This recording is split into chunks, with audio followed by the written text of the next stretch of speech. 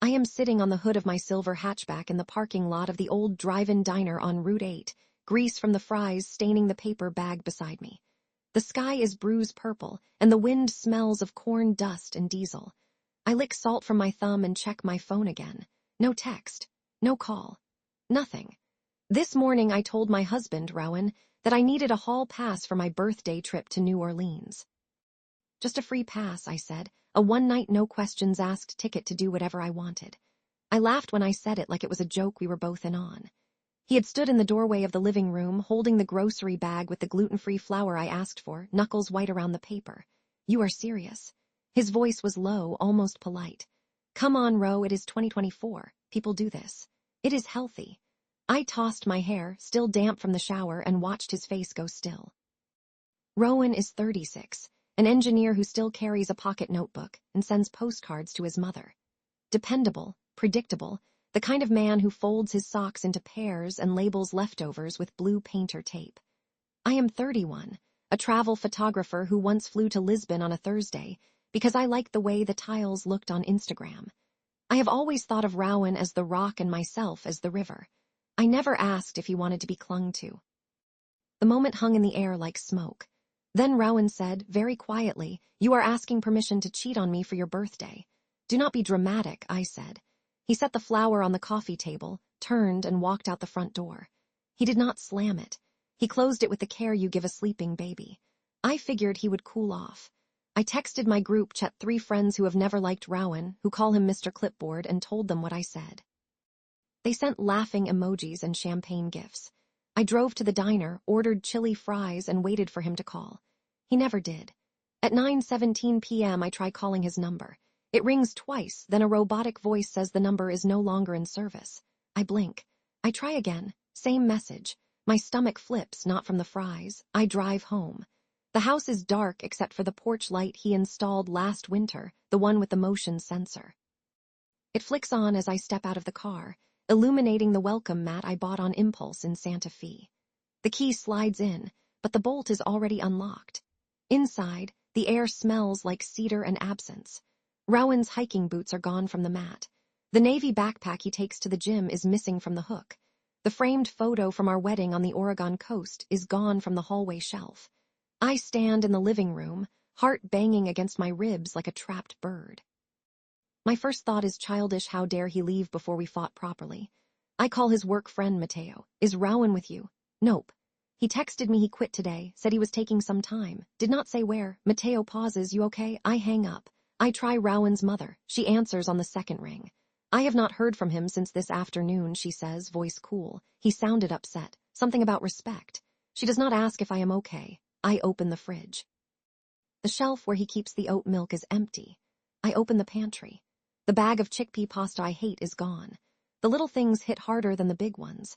I sleep in the guest room because the bed still smells like a cedar cologne. I dream I am running through an airport, barefoot, gate numbers changing faster than I can read them. Next morning, I drive to the trailhead at Pine Ridge where Rowan runs every Saturday. I figure he will be there, stretching by the map kiosk, sheepish and ready to talk. The lot is full of Subarus and pickup trucks. I scan the trailhead. No Rowan. A woman with a golden retriever eyes me like she recognizes me from somewhere unpleasant. I text Rowan on every platform. Instagram, WhatsApp, Signal. No check marks. No reply. 3 days pass. I call in sick to the studio where I freelance.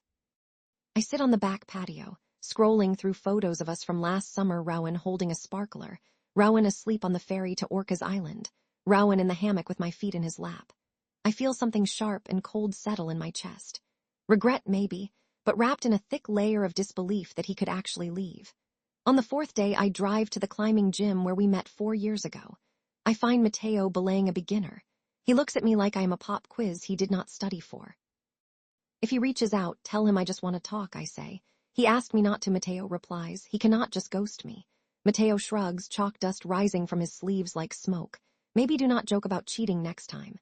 I feel heat crawl up my neck. It was a joke, was it? Mateo turns back to his climber. The conversation is over. I try posting a thirsty selfie on Instagram with the caption, "Missing my adventure partner." I tag Rowan's old handle. Within minutes, my DMs flood. Not with sympathy, but with screenshots. Rowan posted a story an hour ago, a sunrise over red rocks, the caption reading new beginnings. The account is private now. I am blocked. I drive to the house of my best friend, Leela. She pours me wine on the porch swing. The street smells of lilacs and lawnmower fuel. You kind of broke him, she says, not unkindly. He overreacted, I say. Did he? She sips. You've been treating him like a side character in your movie for years. Maybe he wanted to be the lead in his own. I want to argue, but the words taste like sawdust. I go home and open the closet. Rowan's side is empty except for a single blue tie he wore to our courthouse wedding. I pick it up. It smells like cedar and soap. I sit on the floor and cry for the first time since he left. I draft an email. Subject line: I messed up. I write 5 paragraphs. I delete 4. I hit send. No reply. 2 weeks later, a mutual friend forwards me a photo. Rowan in Moab, sunburned, smiling, arm around a woman with cropped silver hair and a rescue dog at her feet. The caption says something about solo road trips turning into duets. My stomach bottoms out. I call Leela. He moved on already. Maybe he moved on a while ago and you just noticed. The words hit harder than the photo. I scroll back through the last year. I remember the night I came home drunk from a gallery opening and told him his stories bored me. I remember the weekend I flew to Denver without asking if he wanted to come. I remember every time I rolled my eyes when he said he was tired. I open the drawer where I keep birthday cards. The one from last year is still there. Rowan wrote, I love the way you chase the world. I just hope one day you chase me too. I read it and feel something inside me crack like thin ice. I send one more email. This one's shorter. I just say I am sorry, truly, and if he ever wants to talk, I will be here. The reply comes 3 days later. It is from a new address. It says, I wish you well, but I am building something new now. Please respect that. The signature is just his first initial. I print the email.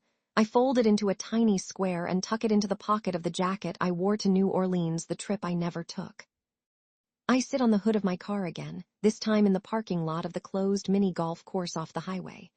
The neon dinosaur out front flickers and buzzes. I watch couples my age walk past, holding hands, laughing.